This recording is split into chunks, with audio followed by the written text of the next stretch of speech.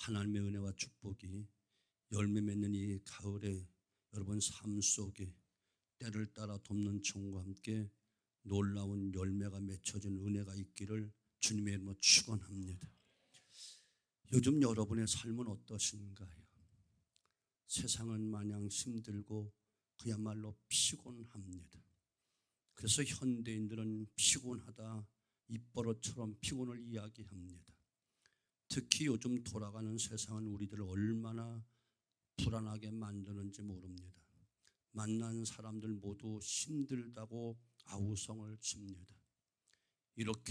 이렇게는 더 이상 못 살겠다. 아예 집에 들어오지 않고 현대판 집시들이 되어 거리를 대하고 있습니다.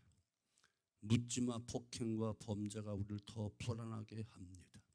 문제는 그럼에도 불구하고 겉모양은 아직도 삐까 번쩍하고 있다는 거예요. 겉모양은 아직도 허풍을 떨고 있다는 거예요. 자신의 모습을 보려 하지 않습니다. 인정하려 하지도 않습니다. 여기에서 오는 제2의 새로운 문제가 처처해서 심각하게 일어나고 있습니다. 나라는 나라대로 어렵고 개인은 개인 나름대로 힘이 듭니다. 이런 가운데 문제는 얌체족들이 있다는 거예요. 소수의 특권층을 이루기는 부류의 사람들, 그들과 그들의 자녀들은 지금도 하룻밤에 수백만 원씩의 술값으로 쓰고 있다는 것입니다. 양심이 없는 사람들이지요. 지금 우리가 어려운 것은 그네들의 부모가 빌려다 쓴 돈 때문에 어렵습니다. 모든 국민이 나랏빚을 짊어지고 살아가고 태어날 때부터 많은 빚을 짊어지고 평생을 살아야만 합니다. 보지도 못한 빛의 고통을 우리가 겪고 있는 것입니다. 참으로 세상이 한마디로 요지경이 아닐 수 없습니다. 국민을 보증 삼아 돈을 몽땅 갖다 쓰고 일말의 미안한 마음조차 없는 사람들 보면서 분노를 느끼지 않을 수가 없습니다. 여기를 보아도 답답하고 저기를 보아도 답답합니다. 정치, 경제, 사회, 국방, 외교, 문화, 교육 등등 이곳저곳 막히지 않은 것이 없습니다. 스트레스가 극치를 이루고 있습니다. 그 결과 수많은 문제와 온갖 질병들이 발생하고 있습니다. 삶에 지치고 스트레스 받아 생각지 않은 질병들이 우리 육체를 더 괴롭히고 있습니다. 어찌할 것인가? 견딜 수 없어 집을 나가버리는 사람도 있고요. 아예 떠나면 되지 하고 죽어버리는 사람들도 있습니다. 안 믿는 사람도 죽고 믿는다는 사람도 서슴없이 자살을 기도하는 세상이 되었습니다. 이럴 때 어떻게 해야 될까요? 믿는 우리도 마냥 낙심하고 주저앉아 있어야만 될까요? 이럴 때 우리가 정말 꼭 기억해야 될 것은 이 어려운 시대에 침묵을 깨고 외치는 하나님의 음성을 들어야 되는 거예요. 가던 길을 멈추고 하던 일을 멈추어 서서 성경 곧 하나님의 외침, 이 시대에 나에게 외치는 하나님의 음성을 꼭 듣는 지혜가 있어야만 되는 거예요. 지금도 안타깝게 하시는 말씀, 오늘도 이사야 선지자를 통해서 하시는 말씀, 여호와를 앙망하라. 여러분은 이럴 때 하늘을 바라봐야 돼요. 고개를 땅에 떨구지 말고 하나님 바라봐야 될 시간이 된 거예요. 땅의 것을 찾아 헤매는 발걸음 멈춰서서 위의 것을 찾아야 될 시간이 되었어요. 하나님 분명히 말씀하십니다. 우리로 하여금 멸망치 않고 영생을 얻게 하려 하십니다. 그럼 우리가 참된 소망은 하나님께 있습니다. 풍성한 소망이 하나님께서 우리에게 소망을 주신다라고 말씀하고 있습니다. 해답은 하나님께 있습니다. 여러분 지금 하나님을 앙망하셔야 됩니다. 예레미야 29장 11절 나 여호와가 말하노라 너희를 향한 나의 생각을 내가 아나니 재앙이 아니다 곧 평안과 너희 장래에 소망을 주려는 생각이다 이렇게 말씀하고 계시고 주님께서 친히 하신 말씀 구하라 그러면 주실 것이요 찾으라 그러면 찾을 것이요 문을 두드라 그러면 너에게 열릴 것이니 구하는 이마다 얻을 것이요 찾는 이가 찾아낼 것이요 두드리는 이게 열릴 것이니라. 하나님 이 시간 지쳐 서 있는, 지쳐 쓰러져 있는, 지쳐 일어날 기력이 없는 저와 여러분, 우리의 몸과 마음과 영혼을 향하여 하나님은 간절한 마음으로 초대하고 계십니다. 하나님은 저와 여러분을 정말 끝까지 영원히 사랑하십니다. 우리가 믿든지 안 믿든지 이 사실은 영원히 변함없는 사실인 것을 믿으셔야 됩니다. 나를 사랑하신 그 하나님께 무릎을 꿇으셔야 됩니다. 용기를 내어 정말 아버지라고 부르셔야 되고 불쌍히 여겨주셔서 기도해야만 됩니다. 주님께 찾아오셔서 지친 우리 어깨에 손을 얹으시고 달리 다금 일어나라 분명히 말씀하실 것이고 내가 너와 함께하마 세상 끝날까지 너와 함께할 것이다 분명히 말씀하시는 하나님의 이 음성을 우리는 들어야만 됩니다. 여기에 진정 소망이 있기 때문에 그렇습니다. 제2차 세계대전 때 많은 사람이 목숨을 잃었어요. 그런데 한 가지 특기할 만한 사실은 전쟁 중에 직접적으로 상해를 입어 죽은 사람도 많지만 자연히 사망률이 크게 증가하였다는 거예요. 이 사실을 연구하던 의학학자가 많은 자연 사망자의 병명을 낙심이라고 진단을 했습니다. 전쟁에 대한 염증, 자신도 죽을 줄 모른다는 공포감, 미래에 대한 그 불안감 등으로 너무너무 크게 낙심한 결과 죽음에까지 이르게 되었다 이렇게 진단을 한 거예요. 맞아요. 여러분 낙심은 생의 의욕을 다 빼앗아버리는 가장 무서운 병 중에 하나입니다. 특히 성도들에게 있어서 낙심은 하나님에 대한 믿음조차도 송두리째 빼앗아가는 무서운 병이 낙심이라는 거예요. 이 낙심은 마시스라고 하는데 그 뜻은 용해시킨다, 황폐하게 한다, 무가치하다 이렇게 이야기해요. 우리 신앙과 삶의 이 낙심은 전혀 백해무익한 것입니다. 우리가 삶을 완전히 용해시켜 흩어버립니다. 황폐하게 만듭니다. 전혀 가치가 없습니다. 오늘의 이 모든 문제는 하나님이 없는 세상으로 인한 결과임을 여러분 믿으셔야 돼요. 인간 중심의 세상, 물질 중심의 세상이 빚어내는 고통과 신음의 소리가 하늘에 울려 퍼지고 있음을 여러분 기억하셔야만 됩니다. 하나님 없는 지식이, 하나님 없는 과학이, 하나님 없는 정치, 경제가 근본적인 오늘의 문제가 되었다는 겁니다. 하나님께로 돌아와야만 됩니다. 그 옛날 호세아 선지자를 통해서 여호와께 돌아오라, 여호와께 돌아오라 안타깝게 외친 그 외침은 여전히 오늘 우리를 향하여 이 시대를 향하여 동일하게 하나님께 돌아와라 그리고 하나님을 앙망하라 말씀하고 있습니다. 인간 중심, 말씀 중심에서 하나님 중심으로 돌아와야만 됩니다. 그것은 하나님을 바라보는 데서부터 출발을 하고 더 나아가 하나님을 앙망하게 되면 새로운 신앙과 새로운 삶의 질서가 생겨납니다. 삶의 소망을 얻게 됩니다. 희망의 빛이 비춰지게 됩니다. 사랑하는 성도분, 하나님의 외침을 귀담아 들으셔야 됩니다. 우리가 믿는 하나님은 영원하신 하나님, 창조주 하나님, 전능하시고 전지하신 하나님, 명철이 한이 없이 많으신 하나님, 연약한 자에게 힘을 주시고 또한 피곤한 자를 일으켜 주신 하나님, 인간의 소망은 하나님께 있음을 여러분 기억하셔야만 됩니다. 하나님 우리의 사정을 다 알고 계십니다. 마음에 숨은 계획도 알고 계시고요, 우리 가는 길도 모두 알고 계십니다. 우리의 과거, 현재, 미래를 알고 계시기에 분명한 우리를 향한 계획도 가지고 계심을 여러분 기억하여 하나님 바라봐야 되고 하나님을 찾아야 되고 하나님과 함께 하셔야만 우리는 진정한 참 소망을 찾을 수 있음을 여러분 믿으시기를 주님의 이름으로 축원합니다. 영국의 자유사상가 중 한 사람이며 자유사상의 강연이라는 유명한 책의 저자이기도 한 앤소니 콜린스라는 분이 있는데 어느 날 교회를 가는 길에 가난한 한 일꾼 한 사람을 만났어요. 어디를 가세요? 라고 콜린스가 물었더니 예, 교회를 갑니다라고 가난해 보이고 연약한 그 일꾼이 대답을 했어요. 그래서 또 심술궂게 물었어요. 당신이 믿는 하나님이 크신 분이십니까? 아니면 작은 분입니까? 물었더니 그 가난한 사람을 당황하게 하려고, 곤란하게 하려고 콜린스가 물어본 거예요. 그런데 그 가난하고 힘없는 교인이 그의 질문에 아주 완벽한 대답을 하는 거예요.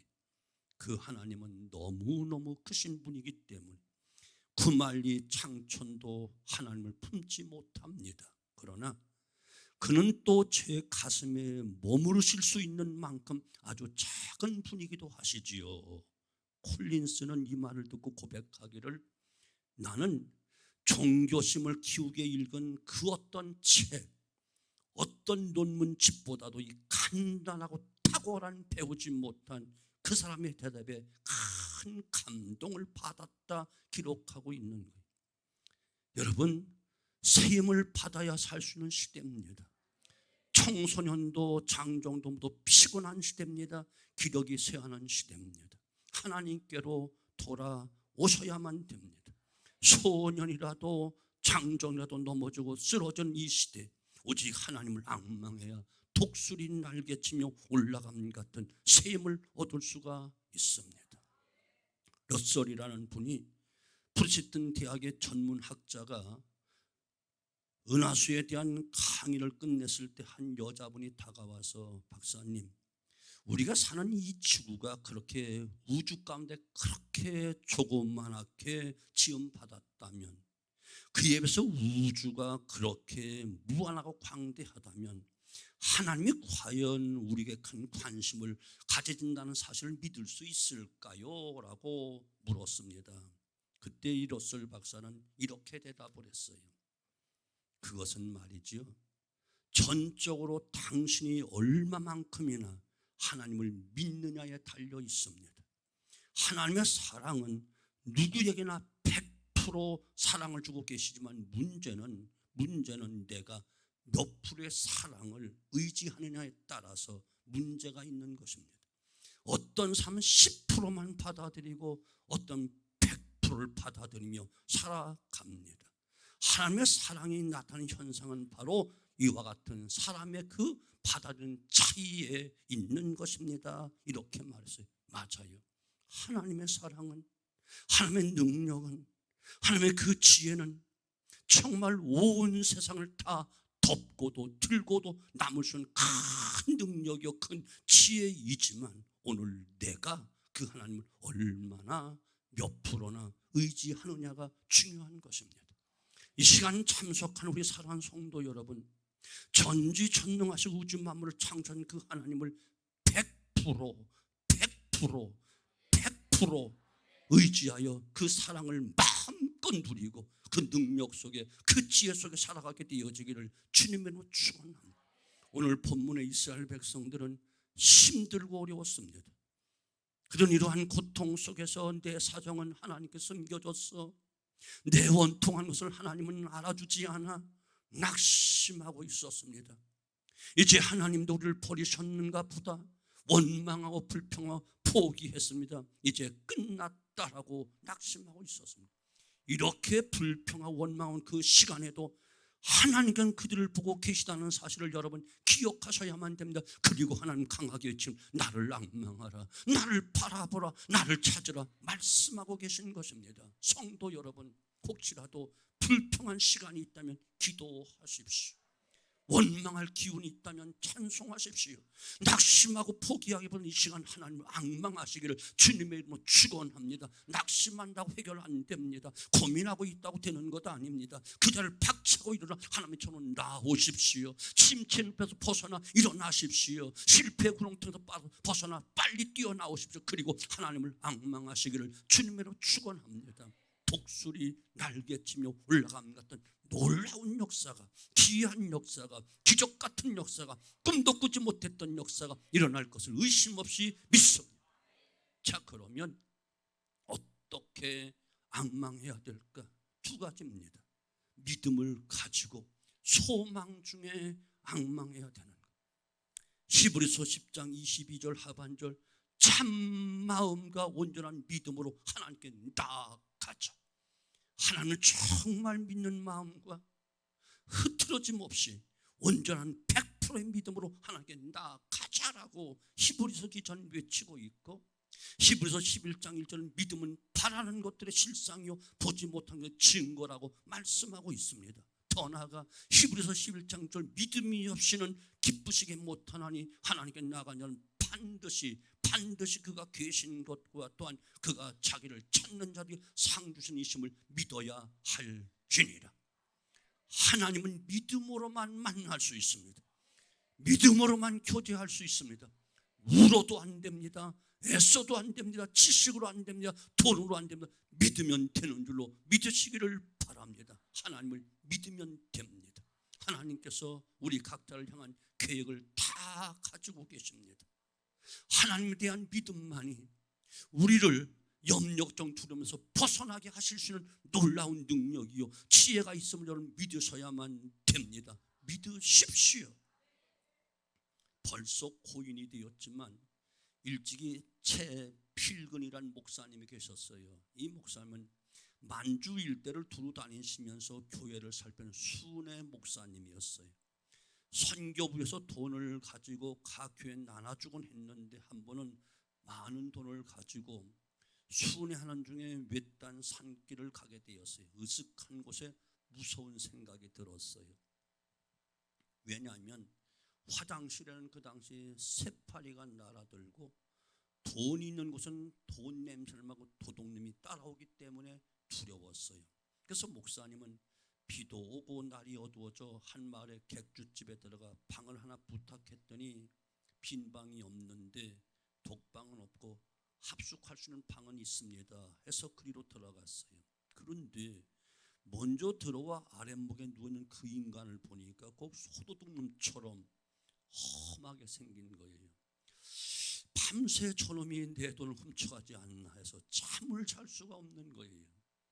자지 않는다는 신호로 부시럭거리면 젖속에서도 또 자지 않는다는 신호로 에헤 하고 또 헛기침을 하는 거예요. 두 사람은 뜬 눈으로 밤을 새우고 아침상을 받게 되었는데 여간집 주인은 두 사람이 서로 믿지 못하는 그 사이인 줄 모르고 겸상을 차려주었어요. 그러니 목사님이 어떻게 해야 돼요? 밥상 앞에 섰으니 식기도는 해야 되잖아요. 그 기도를 했습니다. 그랬더니 앞에 있던 사람이 아이고 예수 믿는 어른이십니까? 예, 제가 최필근 목사입니다 라고 소개되니 깜짝 놀라면서 아니 최필근 목사님이시라고요? 저는 그것도 모르고 저는 저 밑에 저 마을에 있는 어느 교회 장로입니다. 통성명을 하고 나니 목사와 장로 사이인데 서로가 믿지 못했으니 믿을 수도 없고 믿을 수 없으니 밤새도록 부시러 하면서 밤을 새우고 말았다는 거예요. 여러분, 하나님은 믿을 만한 분입니다. 주님께 나오십시오. 독생자들까지 내어주신 분이십니다. 우리를 사랑하시되 영원히 편함없이 사랑하신 분이십니다. 그 주님을 믿으십시오. 그리고 그 주님을 앙망하십시오. 그러면 삶의 평강을 얻을 것입니다. 힘있게 살아갈 수 있는 새로운 용기를 주실 것입니다. 우리의 사정을 주님께 더 아뢰십시오. 그러면 반드시 우리의 사정이 수리함을 받고 응답으로 임할 것입니다. 믿음을 가지고 소망 중에 하나님을 앙망해야만 됩니다. 두 번째는 기쁨으로 하나님을 앙망하십시오. 기쁨을 가지고 주님을 믿으십시오. 예수 믿는 것 도술장으로 끌려가는 송아지처럼 끌려오도 타지 마십시오. 왜 이렇게 힘들게 신앙생활 하시나요? 왜 이렇게 어렵게 신앙생활 하시나요? 기쁨으로 달려오십시오. 믿음은 기쁨을 잉태하고 놀라운 평강을 출산합니다. 사람 믿는 데가 있으면 두렵지 않는 것입니다. 참믿음 두려움을 내어쫓기 때문에 그렇습니다. 참믿음은 어떤 두려움도 다 몰아내는 능력이 있습니다. 서양 속담에 하루를 기쁘게 살고 싶은가? 그러면 이발소에 가서 이발을 하여라.